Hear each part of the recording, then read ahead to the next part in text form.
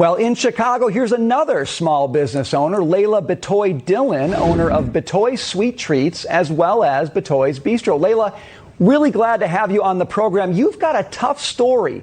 In 2 weeks, you've been hit with 2 burglaries. Talk about what you're facing in Chicago. Hi, Brian. Thank you so much for having me on. I really appreciate the opportunity. I am, again, Layla Batoy Dillon, owner of Batoy's Bistro, Batoy's Sweet Treats, and we were actually burglarized on May 26th and May 28th. So 2 burglaries within 48 hours. Very hard coming off of the pandemic where you're already dealing with social engagement, consumer engagement. How are you going to do employee and customer incentivizing, rising supply and food cost?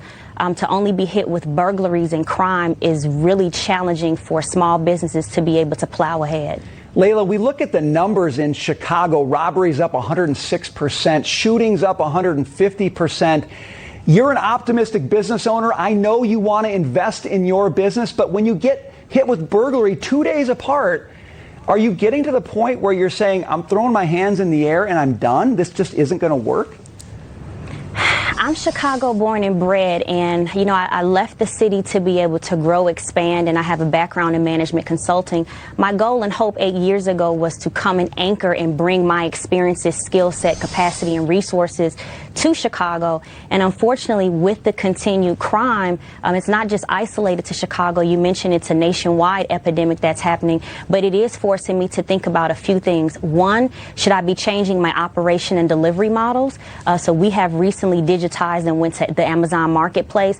But most importantly, when you even think about the moral and legal financial responsibilities to have this type of crime, as a business owner, I have to think about not just myself, but my employees, the customers.